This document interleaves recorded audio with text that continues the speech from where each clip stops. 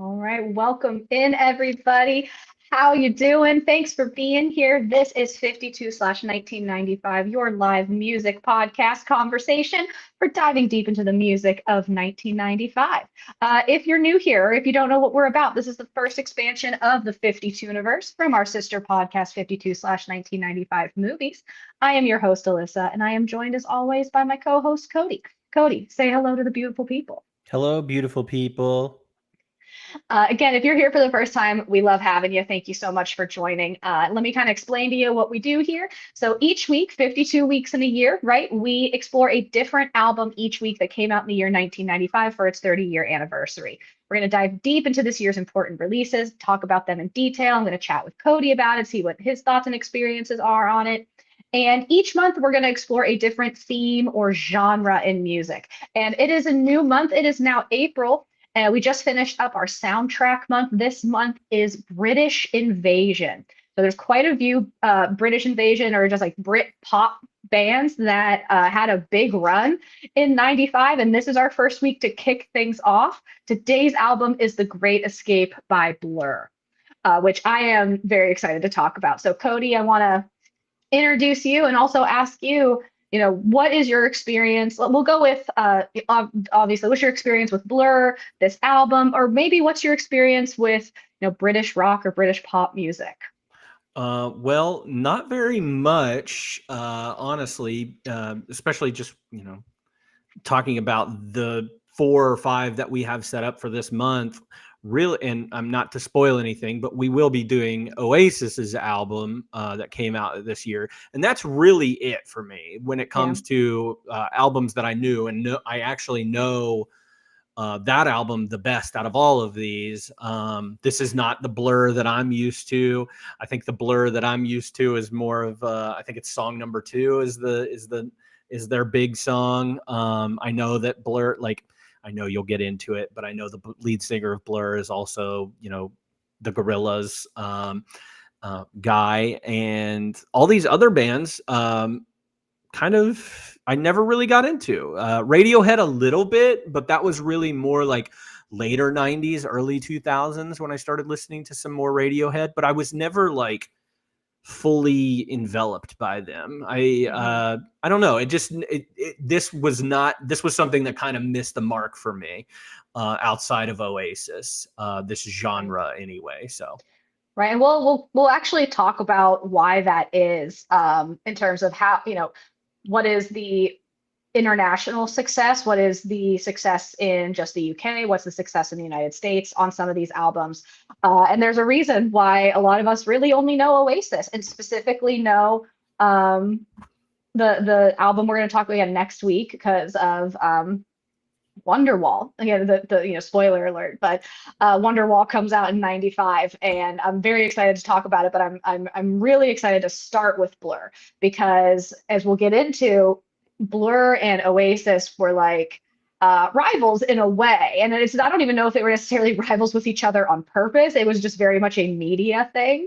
And it gets really, really deep into how these bands feel about their own music, how the public perceive their music. It's very, very interesting to see two bands kind of get pitted against one another in a way. But I kind of agree with you. I British pop or Brit pop is really not something that I've dived into too much at all. I know the Beatles, and mhm. which is a definitely an inspiration for some of these bands. And then we fast forward to like 2011. I know One Direction. Right, Like, right. and then Blur and Oasis. This everything in this month or for 95. This is like the in between those two landmarks of British music. Yeah, I So think the Beatles is a good place to start, and like maybe with this rivalry that was generated by everybody else, probably not within this band. Oasis had enough problems with themselves to have a true like yeah. rivalry or with somebody else. I mean, those guys were kind of shitty people, but I love Oasis. Don't get me wrong. They're getting back together, but that's next week. But like the Beatles versus the Stones, the Rolling Stones. Maybe that's it. Mhm. I don't. One Direction. Do they even have a rival? Is that the 1975? Would that fall? I I mean, they're two completely different genres. It's not Beatles and Stones were a little bit. Stones. Stones were a little bit more like heavier, I think, with Yeah. some of Oh their stuff. yeah. With the Beatles started out a little bit more light and fun and poppy, and the Stones were never kind of that poppy element. And then the Beatles kind of transitioned into some more like psychedelic stuff and more Yeah, I'm fun sure stuff. that the Venn diagram of One Direction and the 1975 listeners, I'm sure there is a Venn diagram of some sort with folks in the middle. I'm folks in the middle. Yeah. But I was listening to them at two different points. There was some overlap in the time that they did, you know, have their bands, but and I again we go to think saying like you said about Oasis, I think One Direction had enough problems within itself. Mm. There were rivals amongst the five members. They didn't need to have a rivalry with another band. Um, and you see American bands kind of, you know, 5 Seconds of Summer, I think, is an example of an American band that maybe competed with One Direction, but it was kind of hard to compete with One Direction. They were it. They were the new version of the Beatles in a way. In terms of like British mania, Yeah. Beatlemania, American girls being obsessed with Harry Styles, you know, or the group of them even. But Mm-hmm. anyway, it's an interesting topic because we especially it happens in movies too to kind of cross reference to our other podcast.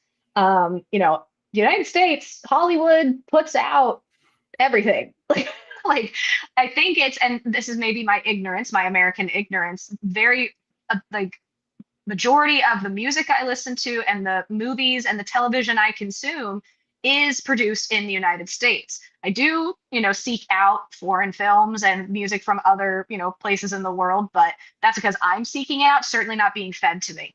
And I feel like it's, you know, when you go to other places, they also know American pop culture.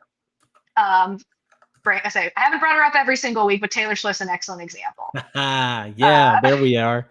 Or like any, you know, again, like people who do international tours, right? Again, I'm sure that there are lots of people who come to the United States to do their tours as well, but there's just like I think of like Rita Ora, um, Ed Sheeran. Ed Sheeran is probably the most successful in terms of Spice being a Girls.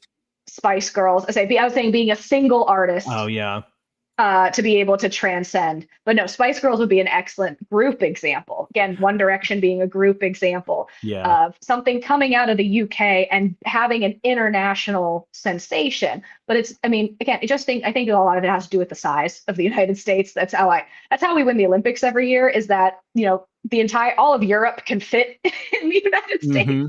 Like we just have so many more people, so there's just so much more, you know, statistically more people are going to be singers or performers or actors that come out of our 50 states than you know the teeny tiny Europe. Yeah, So I think about an artist like Robbie Williams. There was a movie that just came out oh this year yeah, called Better Man about Robbie Williams.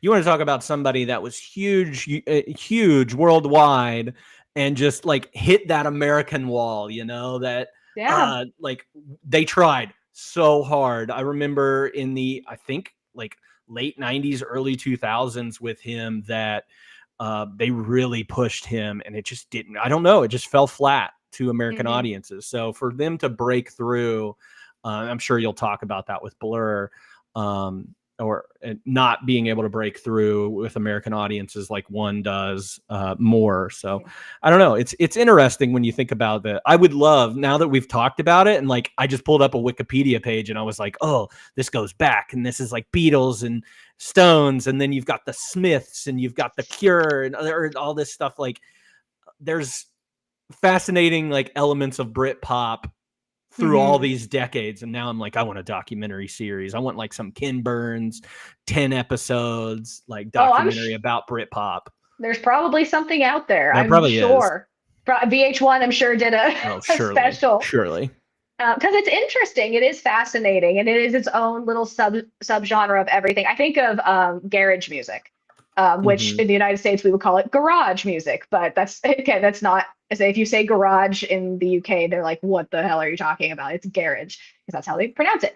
But that's a whole subgenre in and of itself that I know one guy, Craig David, with his song 7 Days in the 2000s is the only garage song that I know. And he is massive in the UK. And garage is something that is like specific to Britain.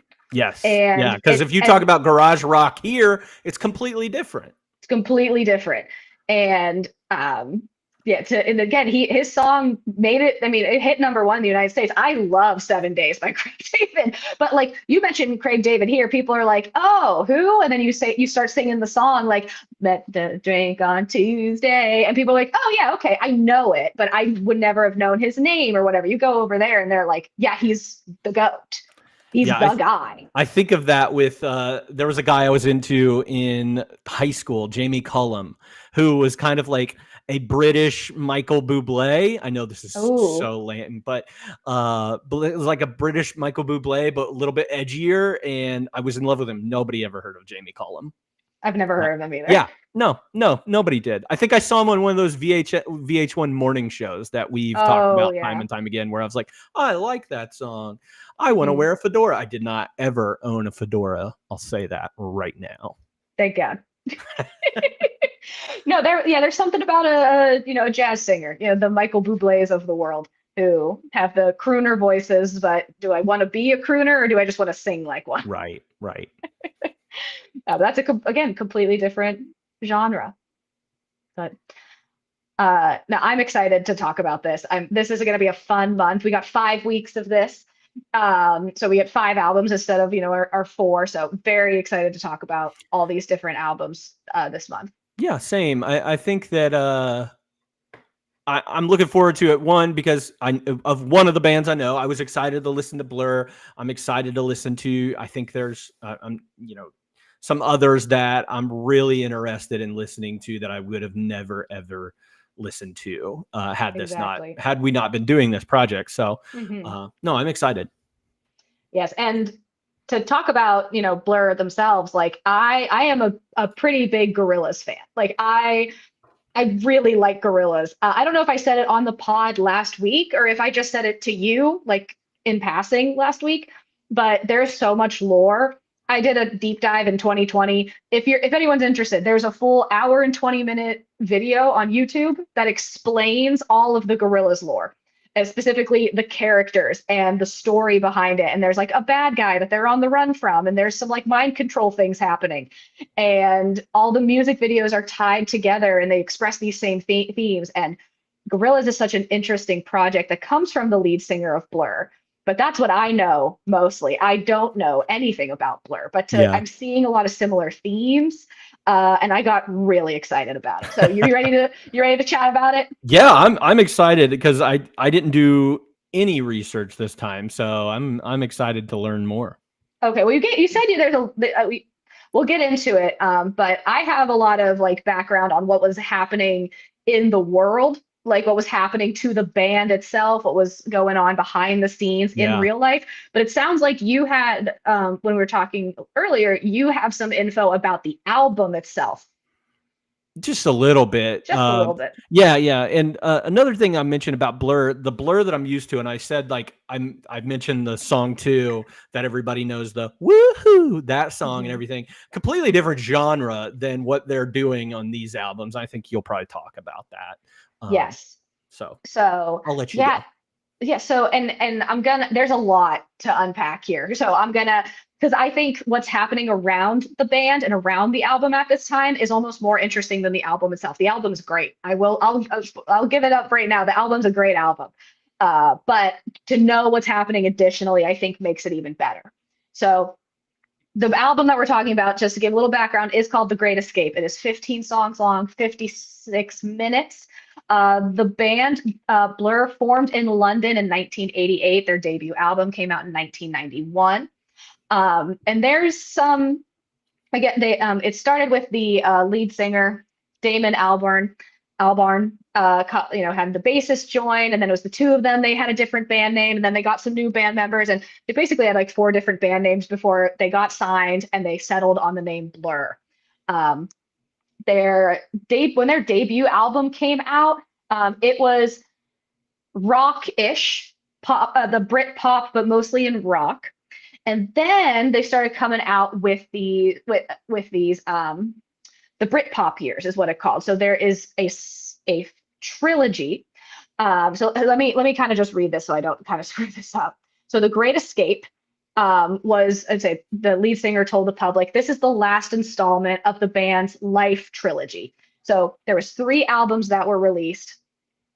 Modern Life is Rubbish was 1993. Park Life was 1994. The Great Escape was 1995. And the trilogy of them all were kind of like linked by a similar theme of loneliness and detachment. So they completely shifted their genre from rock to this Brit pop. They kind of almost created Brit pop. It was very heavily influenced by the Kinks, the Beatles, and XTC. So those are their big influences and inspirations for the albums. But the 3 of them go together, again, exploring the loneliness and detachment. So this is a project, and this is the capstone in the way of this project. So it's a concept album. And as a result of this trilogy, the band helped to popularize Britpop as a genre, got mass popularity in the UK. This album went off in the UK. Of the 3, this one was probably the most commercially successful, especially because there was a widely publicized chart battle with the rival band Oasis in 1995. So basically, Oasis and Blur released singles on the exact same day. And it wasn't necessarily like a rival between the 2 bands. It just so happens that these 2 bands released singles on the same day, and people were like, "Oh, they're both really similar genres, and they have a similar vibe. Who's gonna win out in this chart battle?" So the single that they released from the album is called Country House. This again, big part in the rivalry with the Battle of Britpop. So I'm gonna again, just kind of read through this. The British Heavyweight Championship is what this was named by NME. The debate over which band would top the British singles chart became a media phenomenon. And Damon Albarn appeared on News at 10, kind of talking about this. And at the end of the week, Country House outsold Oasis's single Roll With It by 274,000 copies compared to 216,000 copies. So about a 60,000 copy difference between Oasis and Blur. And Blur won out. So it became Blur's first #1 single. Shot like whenever that came out, in the first week, Blur's single won this battle. Boom, skyrocket them into everything. Just kind of launched the whole album. And their singles, they put out a lot of singles from this album before it was actually released, I believe on September 11th. 1991. Never forget. So it did enter UK charts at #1. The album sold nearly 500,000 copies in the first month of sale. So immediately, like the reception is good. They're getting so much praise. It's fantastic. People are loving it. And then opinion completely shifted because Oasis puts out What's the Story? Morning Glory.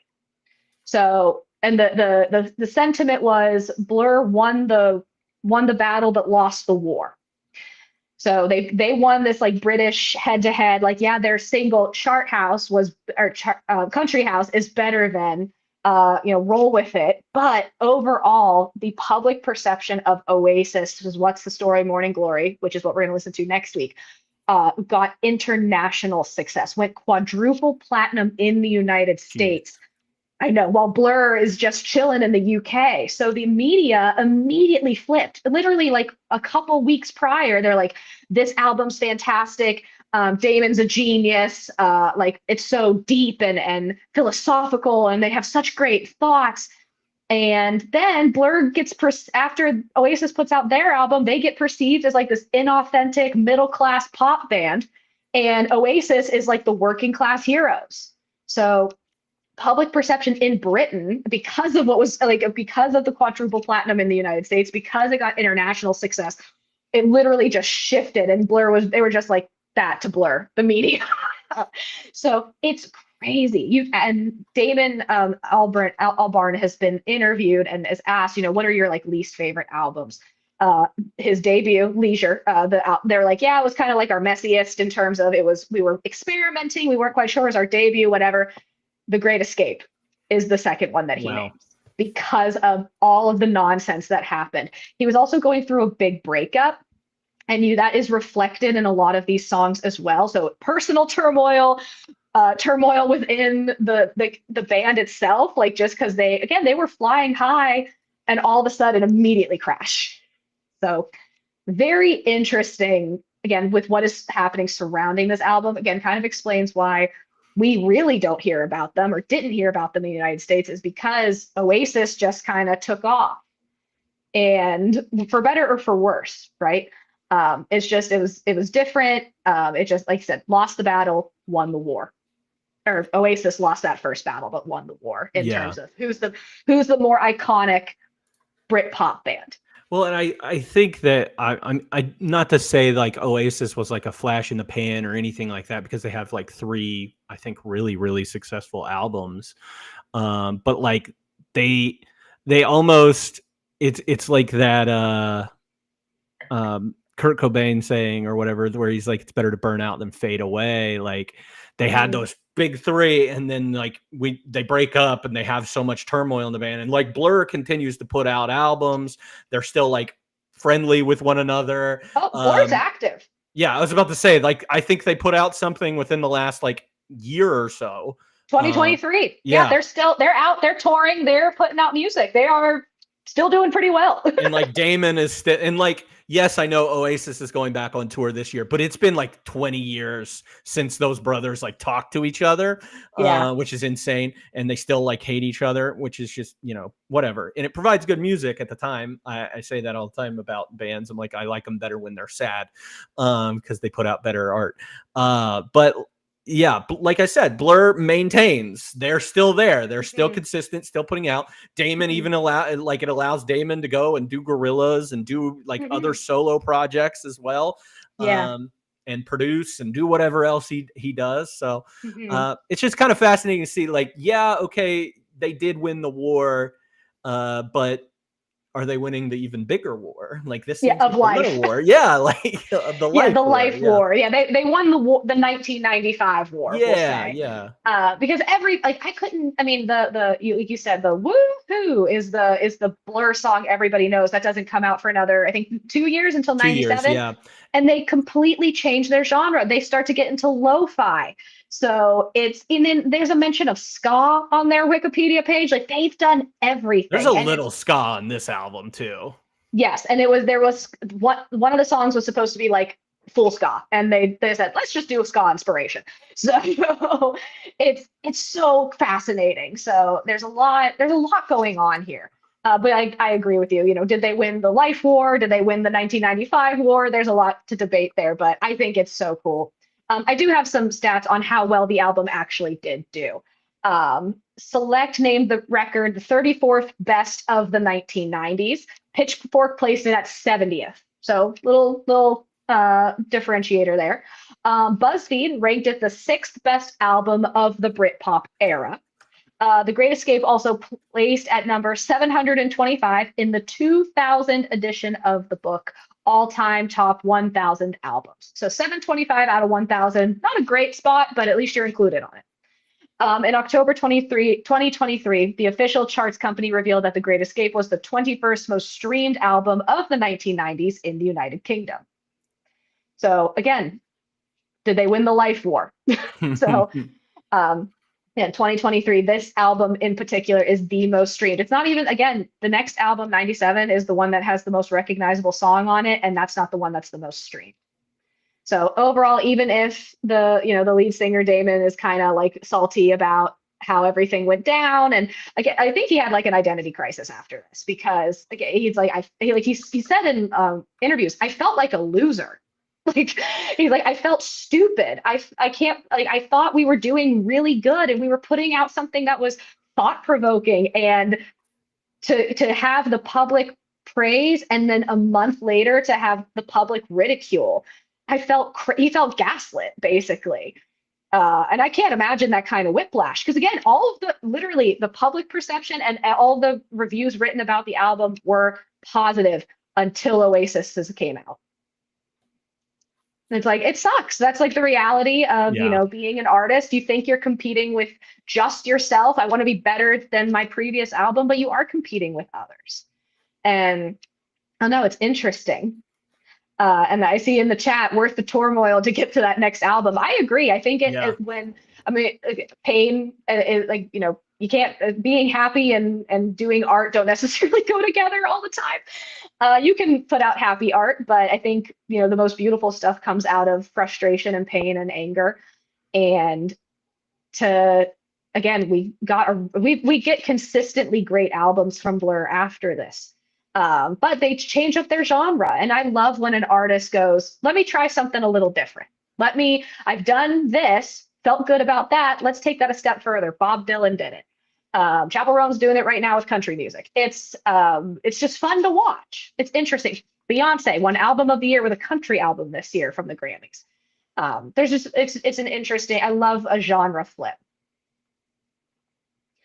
So that's about like, okay, that's like the background, the lore of what is happening historically in the real world. Can you tell me what you've learned about the fictional part about this album? We know it's a trilogy. We know it deals with themes of loneliness.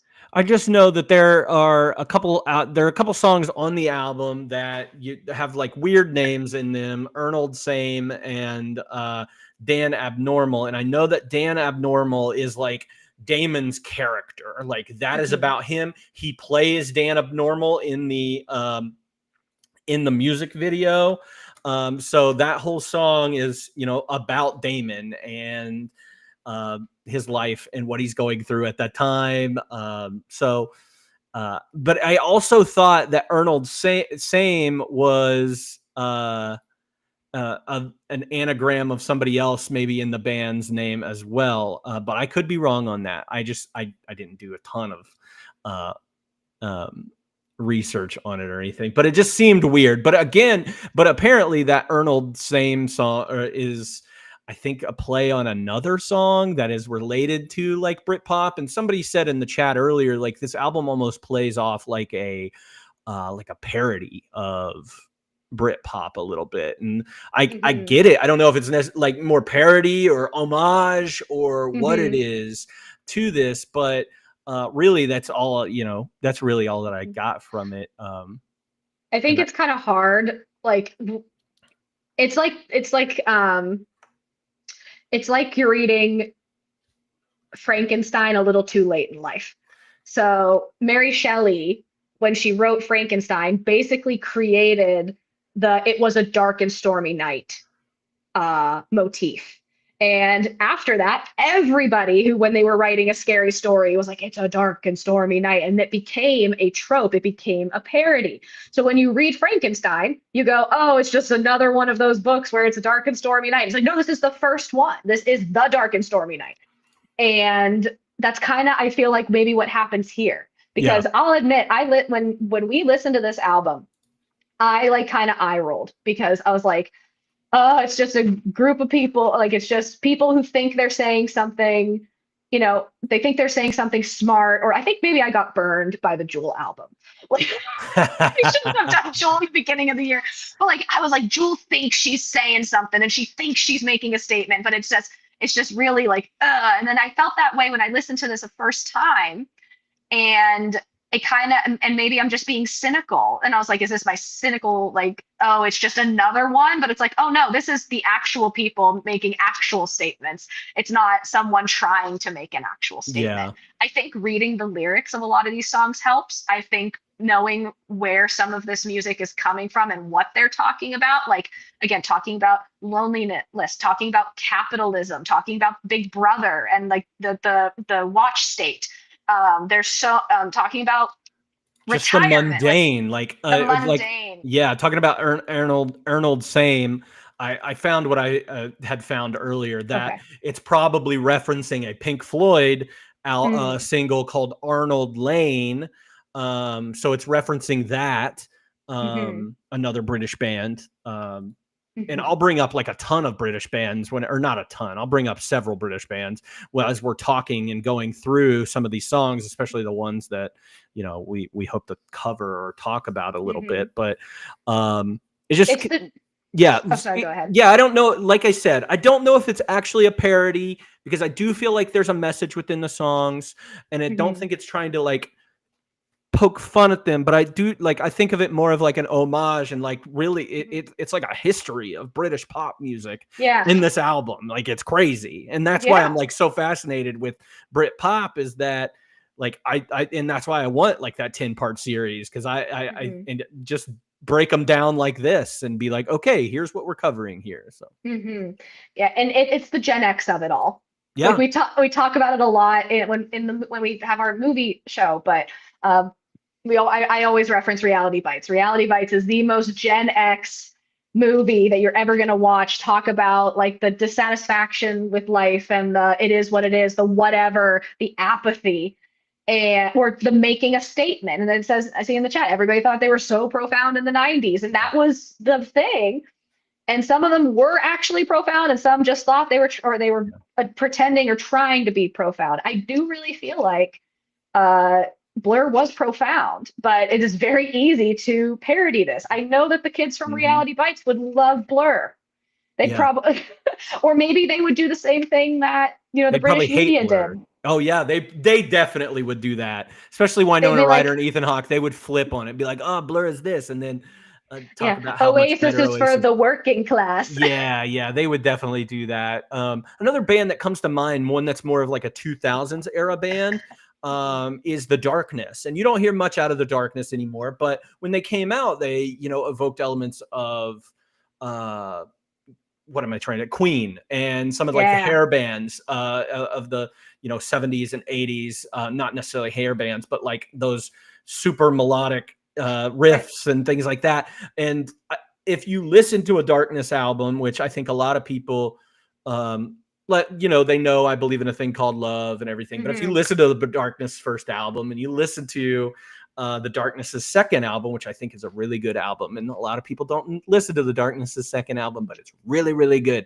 I think it kind of does the same thing that Blur is doing. It's like a history of British rock music, and hmm it covers a lot of genres, a lot of ground. It's not just Queen over and over, and I think that's what a lot of people, especially like Americans, thought that they were, when they're actually way more talented and way more deep, and hmm just a lot of those things. So it's weird that I just I'm thinking of The Darkness with Blur, but it kind of works, I guess. Yeah, it's like a modern version of it. Again, it's kind of like watching history repeat itself in a positive way. Mm-hmm.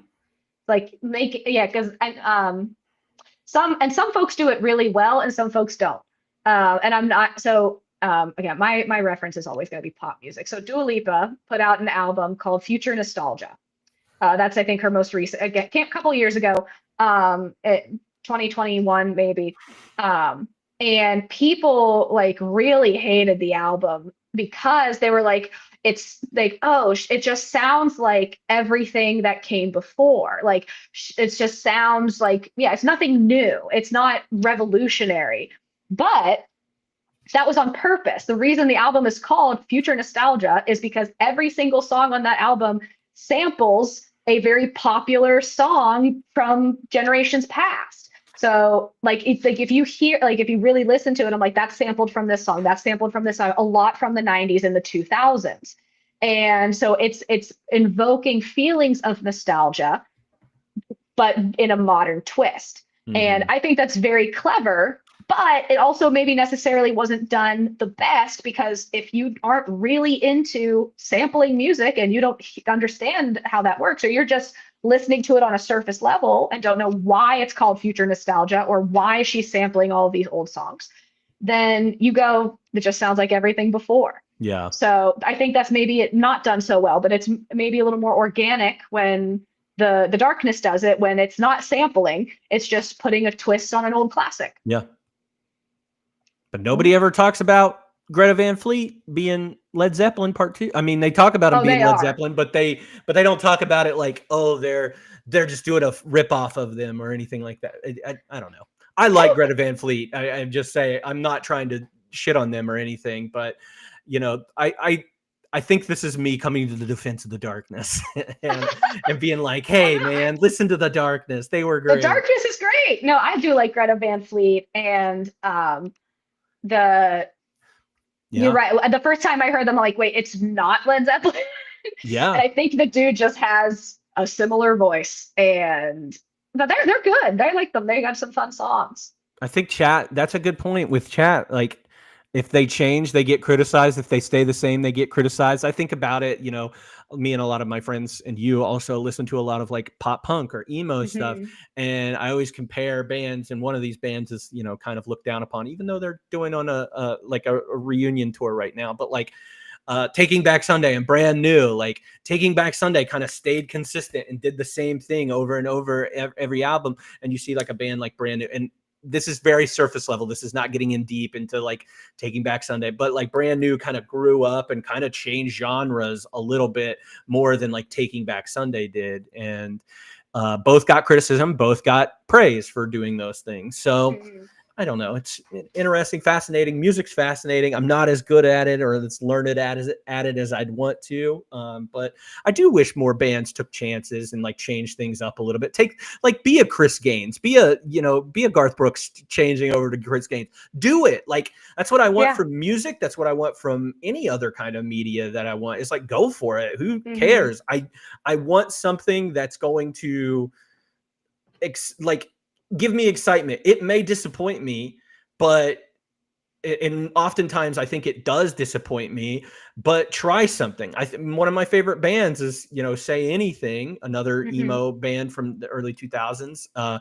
And like, they changed a lot, and a lot of their later albums just didn't work for me, but they're going for something and they're trying different things and they're adding like hip hop in there and they're going for these other elements, and he's swinging, but he's missing for me anyway. So yeah, but and I think it hits better when the artist it's for a reason, like, or not for a reason. You can make music for whatever reason you want to, just to create art for the sake of creating art, or maybe you got to get something off your chest.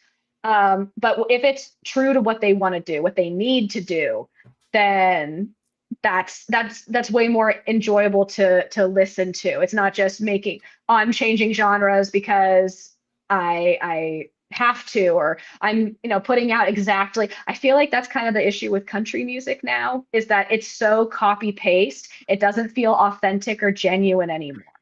And if you're maybe if I don't like the new album that comes out, if you're being authentic and genuine to you, I can respect that. I was going to give another example of This is our biggest tangent. I love it. I would say Gorillaz. Gorillaz is an example of going completely different solo project. Again, Damon Albarn is the lead singer and the creator of the band Blur. And he was asked, why did you create Gorillaz? And he said, because MTV isn't putting out anything with substance anymore. Which again, very Gen X, very 90s, very, very Reality Bites. But like, he believed in that. That was something he was like, I have to do something about this. And he did it, and it was wildly successful. So I don't know. It's cool to see. It's cool to see people take risks and take chances. Yeah, I agree. All right, let's break down some of these songs. Okay. I'm going to be honest. Again, I was a little more interested in the album and the history itself than the songs. I got a couple songs on here that I like.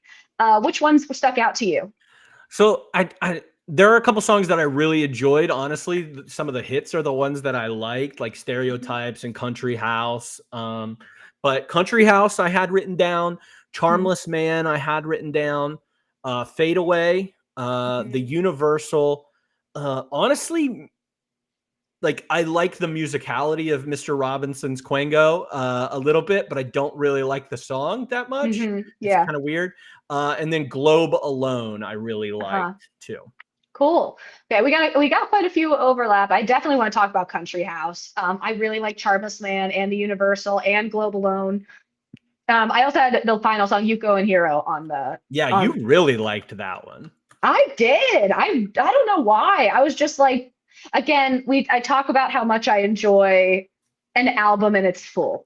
And I was like, perfect ending. It was short, it was slow, it was a great way to just kind of like ease your way out of this album that I'm not going to say was all over the place. It certainly was cohesive, but like you went through a journey to get to that Yeah. final song. And then again, I'm researching it, looking into the lyrics. I loved it. I loved that last one. So, but we got to talk about Country House because, like we said earlier, that is the single that went number one. That's the one that beat out Oasis in the Battle of Britpop, but and eventually didn't. Again, that was the battle that was won, was with Country House. And to me, when I listened to that, that was the first one I said, this feels like a Beatles song, Yeah. but it also feels like it's mixed with Weezer. Okay, I can see that. Yeah, I I can don't, see that a little bit. A lot of this album reminds me of the Beatles and specifically their Sergeant Pepper album. Specifically, yeah, depending on who you talk to about the Beatles, that could be their favorite album. It's been on number one on a lot of people's lists it of feels very Beatles albums. Ringo.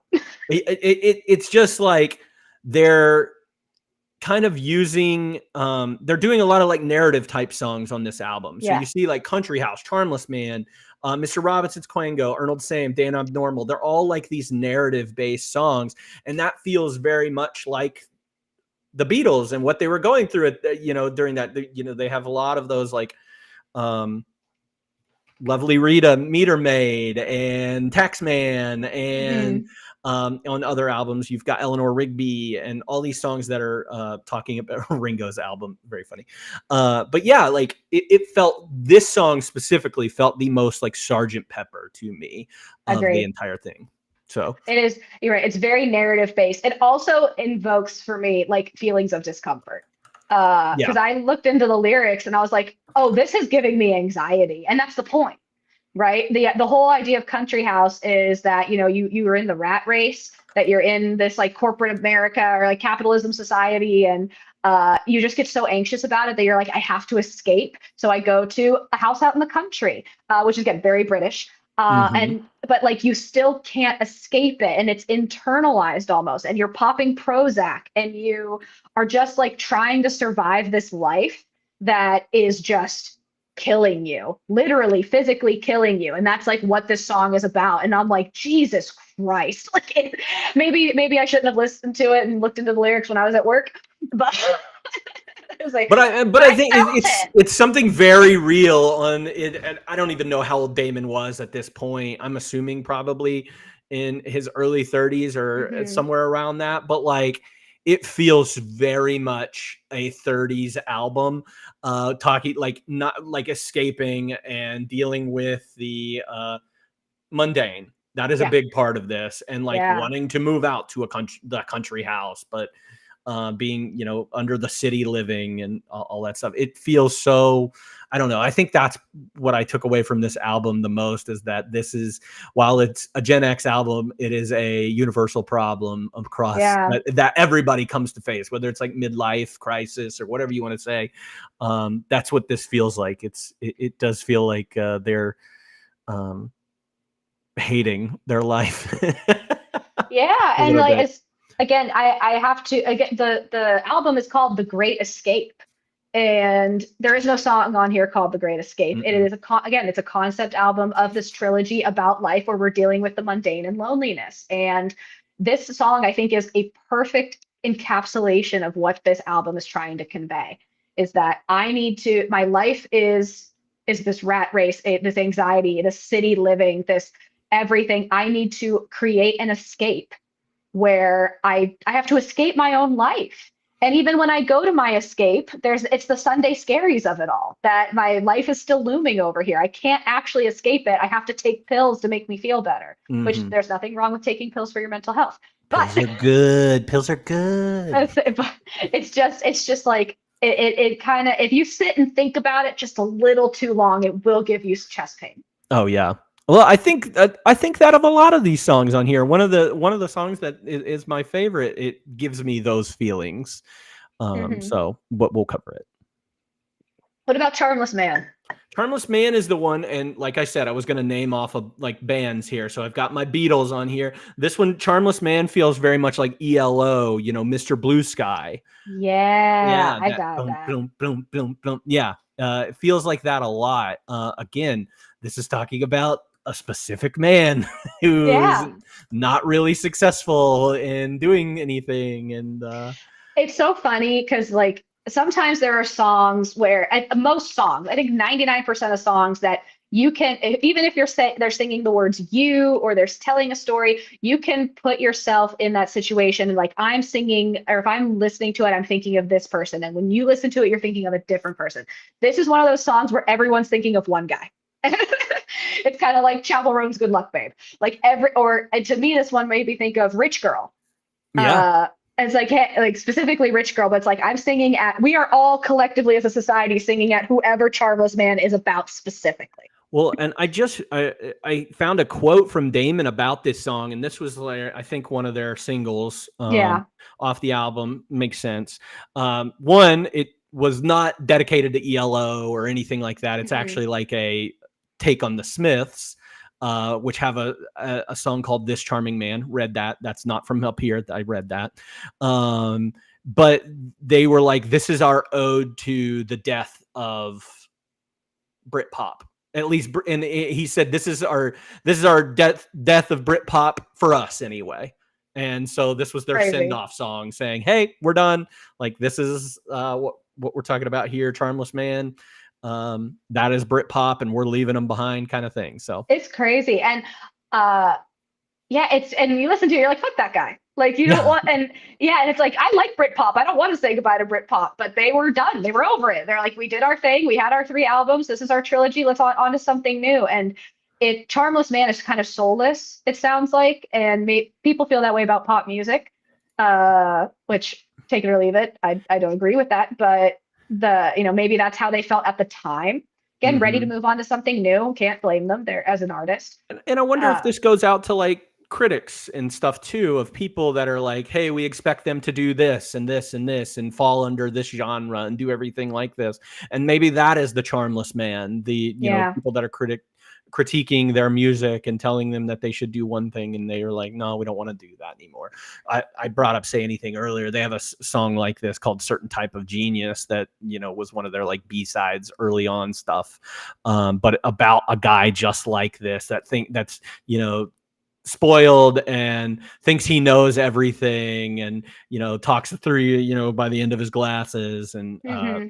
so interesting. Sarah, I say, reminded me a little bit of King of Anything by Sarah Bareilles. Mm-hmm.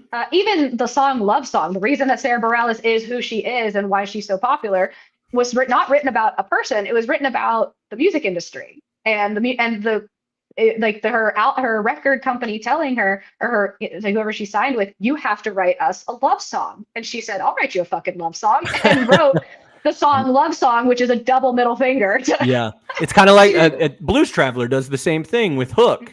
Mhm. They literally were making fun of pop music at that time, and There's a came out ska with a song huge. called Sellout. There's Yeah, so many songs about this. So it's not, again, none of these are new concepts, but they do a really good job at painting the picture. yeah.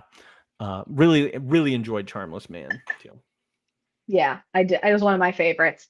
I also really liked the Universal. Yeah, I liked Fade Away. That was before the Universal. Oh, okay. But Fade Away is unique. One, it's the ska song on the album. Hmm. Like that's the ska song on the album. So we're talking about maybe they're paying homage to Madness, or I can't think of. There's another one, British like ska band that I'm really blanking on. Madness is the number one that I can think of. But this also sounded like, and you might not know this because of your Madness or something else. I don't know what they called you in high school. Homage to ska. Homage to ska. This one like sounds like an old school video game, like on the Sega Mm. Genesis. This one has that bling bling bling. It kind of sounds like the Rugrats theme song a little bit. I put Nickelodeon and video game in my notes here because it's got not only it has the horns and everything, but it has these bling bling bling bling. It sounded like this video game I used to play called gosh, I can't even think of what it is now. Toe Jam and Earl, Charmless Man. That's what they called it in high school. That's very funny. Toe Jam and Earl. Toe Jam and Earl and the Panic at Funkatron. There's a lot of words that you just said. Those are words. Those are words that were in a sentence. No, and yeah, I liked Fade Away, but it's not one that like stuck out to me too much. But again, I don't have like a super strong tie to ska. Though I just named a ska song a moment ago. But I'm skanking right now. Just I'm skanking. Everybody skank. Everybody skank.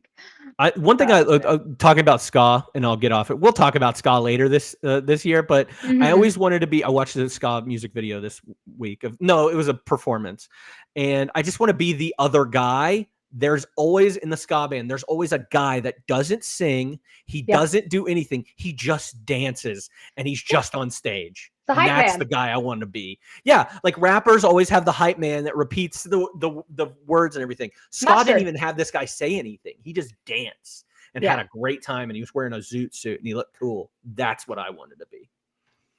I see that I see that in your future. Thank you. I hope so. Someday I'll be the extra man in a ska band. Good. Sorry, I'm derailing. The Universal. Tell me what you thought about that one. Universal is dope.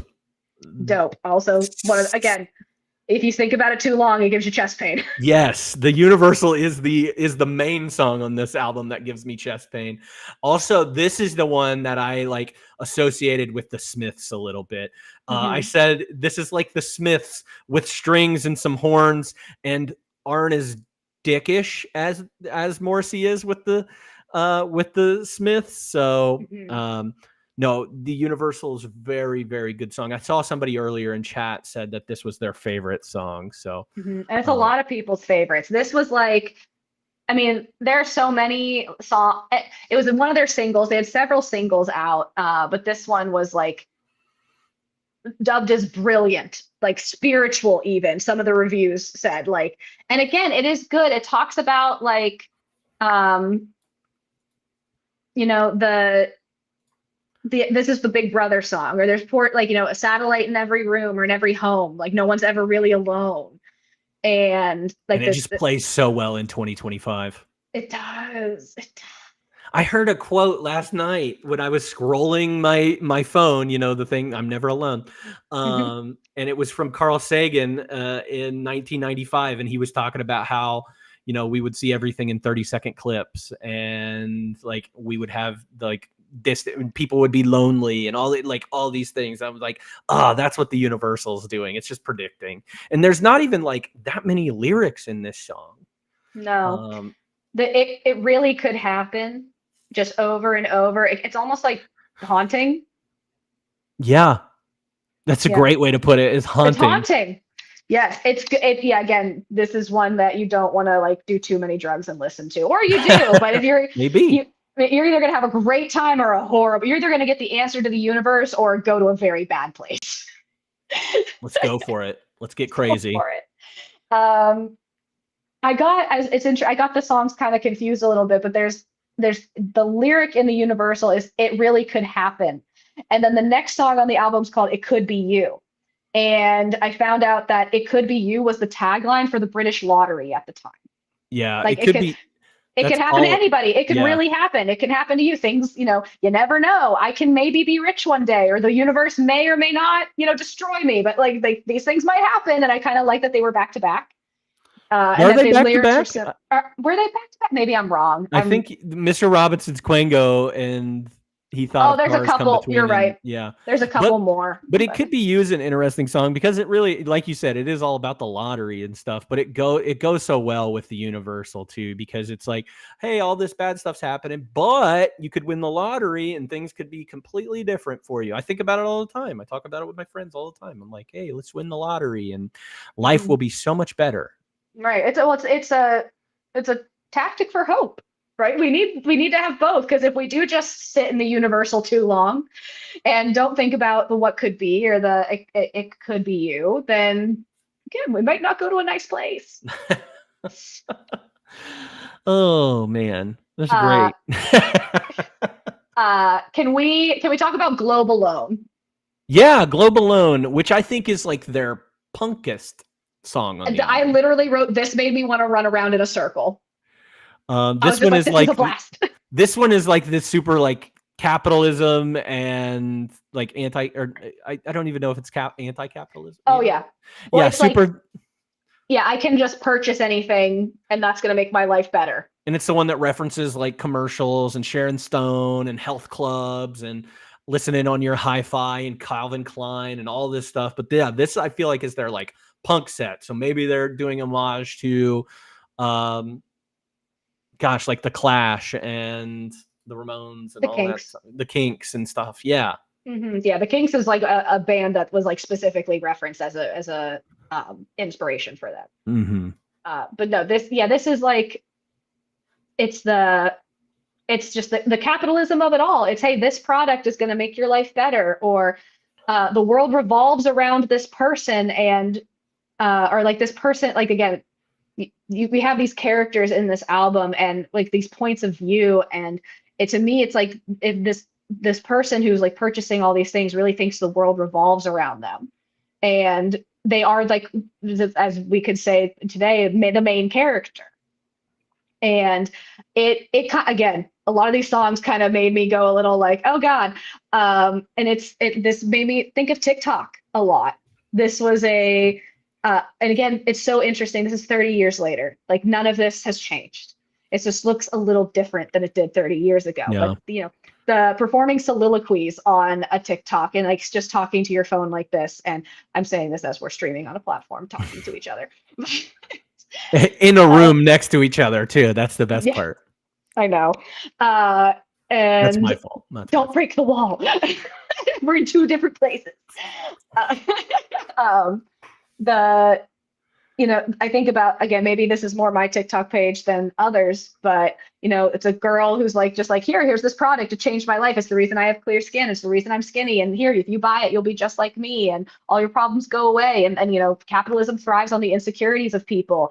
And in this song, it's like, oh, I wouldn't be caught even sleeping without my Calvin Kleins.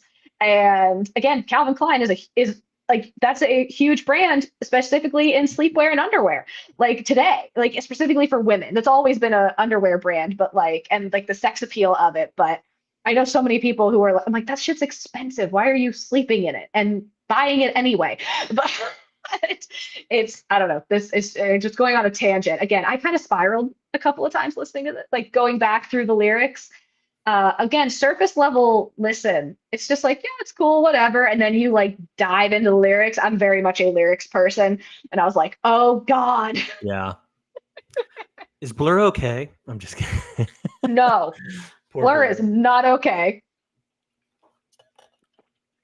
What was the last one that you had? Mine was that Yuko was it. Hero. Globe Alone was the last one I had. Okay. You had Yuko and Hero. I've already talked about it. Just being, I think it's a nice little cherry on top of the album. Just like a great way to fade out. Final. It's slow.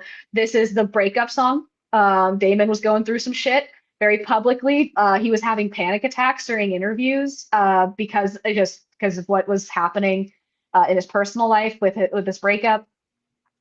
So it's a sad song, but it's a good song. And yeah, I just liked it a lot. No one's okay. That's great. But that's all I got. Again, we broke down quite a few. There's a lot of songs on. I said it's 15 songs. What was the length of it? 56 minutes. 56 minutes. Okay. It felt like a long 56 minutes. It did. It did feel like a long 56. I think there are like 8 songs on here that I would be okay having on an album, and then the other like 7, I'm like, eh. Right. Again, the ones that we talked about, I'm like, these are great. And the other, it's like half the album. Like, this is a banger. The other half, I'm like, it's fine. I don't need it. But and I think the only reason I liked Stereotypes a lot was because I kept trying to listen to this album over and over, and it's the first song on and I was just like, I just heard It is. It The is catchy. stereotypes. But do Na, you know what na, that na, song's na, na, about? na. People having an affair. No, it's swingers. It's not even a fair. It's just like being like Oh, I saw the it's lyric about. specifically about swinging. It's Oh, wild. That song's weird. no, I think I missed that. I thought it was about two people having an affair and like Nope. not caring about the That's affair. why Oh, they are okay with it because they're and swinging. I mean, good for them, I Pineapples guess. on their door. To each their own. Not for me. Sounds good for you. What's your favorite song from this album? Mine's the Universal. I agree with chat. I didn't want to spoil it when they said that, but I was like, yes, the Universal is my favorite song on this album. It's the best song on this album to me, anyway. Mm-hmm. I did say Yuko and Hero. Yeah, I figured you would. I loved it. I did really like Country House, but it got not my top favorite, but it is the one that made me spiral the most. So You didn't want to say Arnold Same was going to be your favorite song? I don't even remember it. That's the spoken word one. Oh, yeah, no. Yeah, not my favorite. Well, I actually said my least favorite, and you mentioned it was Mr. Robinson's Quango. Yeah. And solely because, and it's one of those things where sometimes when people write movies and music and jokes and, books, they make pop culture references or they make references to things that it's outdated or I don't know anything about. And I'm like, what are we talking about? So we learned that a Quango is a type of government that not a lot of places have. And I was just so confused. Like, if I was a smarter person who knew more things, maybe I would have enjoyed the song more. But when the reference is just too obscure, I was kind of like, I don't get it. I'm sorry. I mean, that's why I put down like that the musical elements of that song I really, really enjoyed. I did not understand, like you said, like the lyrics didn't grab me. I was kind of like, well, I don't even care anymore because you're talking about this freaking Quango thing. Not my least favorite song on the album. My least favorite song on the album was Top Man. Yeah. TOPMAN, Top Man. I just did not connect with that song. I think it starts out horribly and was not really into that song at all. I love that this is them. This is what the notes said on Genius, where I look for like lyrics and commentary on lyrics and stuff like that. But it says this song sees Blur taking the piss out of young middle class hipsters as they did so often in their album in this era. And I was like, they're taking the piss out of people. Cool. No, I hated this freaking song. I did not like it.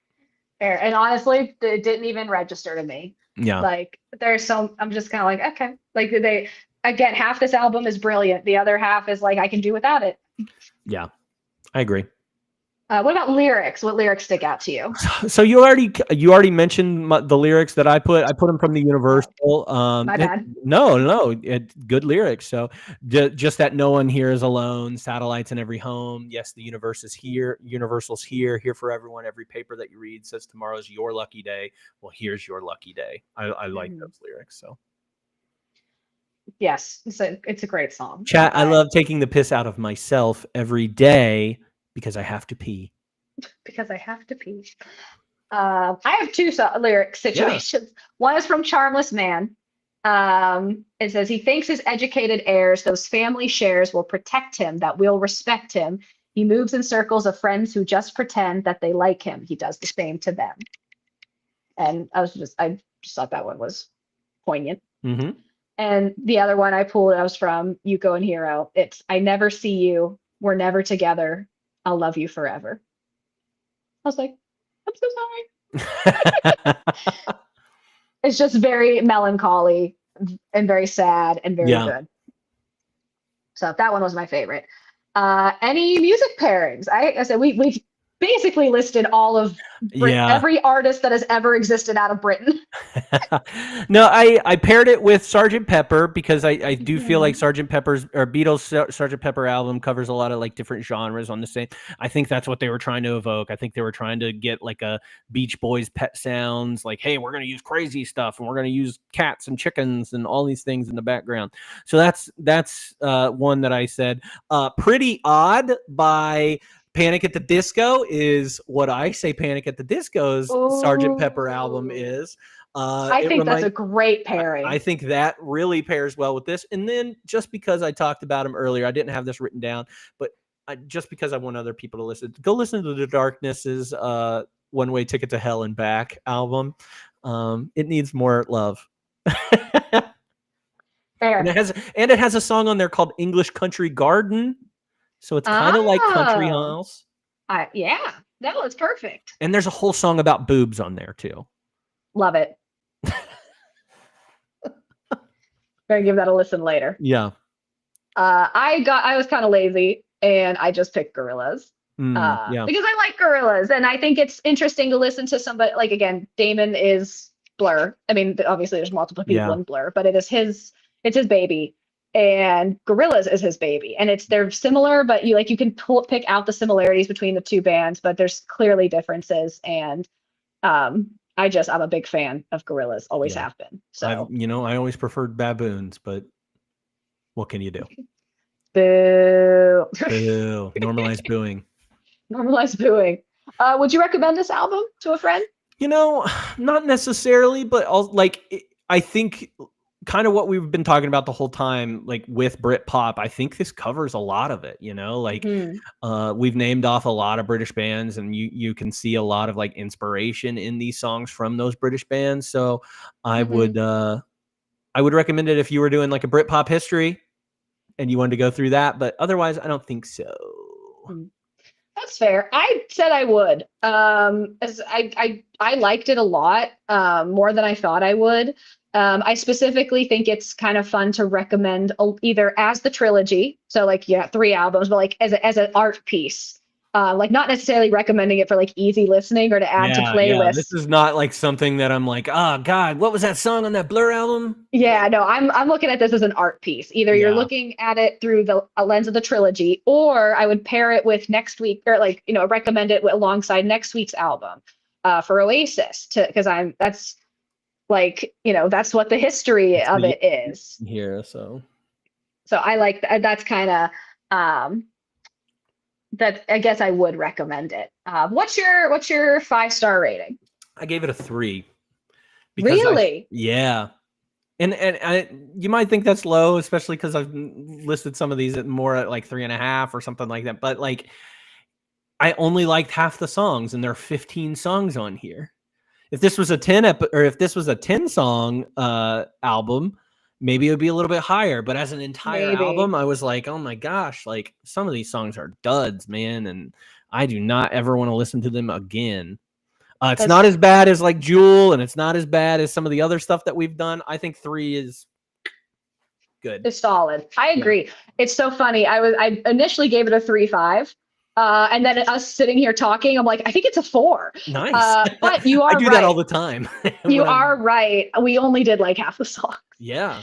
So, but the half that we liked were really good. Really solid. Yeah. So I might just keep it at a 3.5. Maybe we'll give it a 3.75. Ooh. I like that. Because I think it's better than, I'm thinking back to some of the other ones that we've done. It's probably better than some of the other ones I've rated 3.5. Yeah. So it's hard with a 5-point scale. Yeah. You can always change it, make it a 10-point scale. I don't care. Make it a 100-point scale. I love a 7-point scale. I'm a Likert girly. A 7-point scale? Yeah, scale of 1 to 7. That's a Likert scale. I don't know those are words. Likert is the name of the guy who made it. Likert or lover. I want some more of her. Beautiful reference. That's what I'm here for.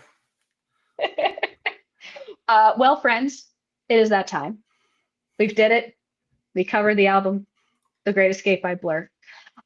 Turns out, as I'm looking through our schedule for next week, Oasis was not supposed to be next week, but we're going to do it anyway because we have to. What was next week supposed to be? Different Class by Pulp. Oh, yeah. Let's just do Oasis. We got to do Oasis. I was not aware of. I knew about the rivalry, but now I'm like invested. So as if this is. I want to see how it turns out. Exactly, as if this isn't 30-year lore that I should have known about already. This is like, we just watched Hook this past week, and I didn't know that Rufio dies. Again, that is a spoiler. Spoil. I was like, what do you mean? And he's like, this movie is so old, Alyssa. But I did not know. So this is another one of those scenarios where I didn't know. But we're changing the schedule to next week being Oasis. We gotta do it. Let's And then, do it. so, but a big thank you to our guest here, Cody. Cody, before we wrap up, do you have any recommendations? Any music that you've been cranking? I'm trying to think what I've been cranking. I've been listening to a lot of Mom Jeans lately. Fun. Been in that era of my life. My neighbor was cranking some Fish the other day, so haven't been listening to Fish. But yeah, Mom Jeans I think is my recommendation this week. I think that's an excellent recommendation. I'm listening to Doechii. I've been on my Doechii rap game. She's fantastic. I think if you're interested in live performances, I think her Grammy performance from this year is incredible. She also won Grammy of the Year for Best New Artist. But it's like very old Hollywood. Like I'm very like the choreography itself. I'm like, this is incredible. She's also very good at breathing, which is a weird thing to say, but as like I mean, no, like her performing, like she like hits everything. It's amazing. So I've been on a Doechii kick this past week. So highly recommend. And if you're looking for any more recommendations or any more information about our podcast as a general life statement, you can join our Discord server. We're chatting in there. There's a music recommendation tab. We want to hear from you. Tell us what you're listening to.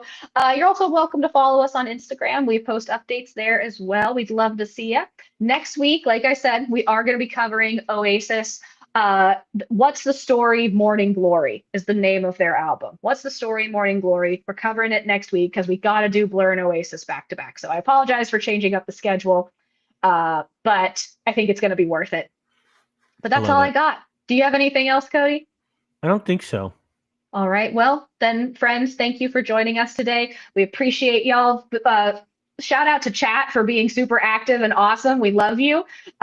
Join the chat. We want to hear from you. Thank you so much. We're going to see y'all next time on 52/1995. Peace.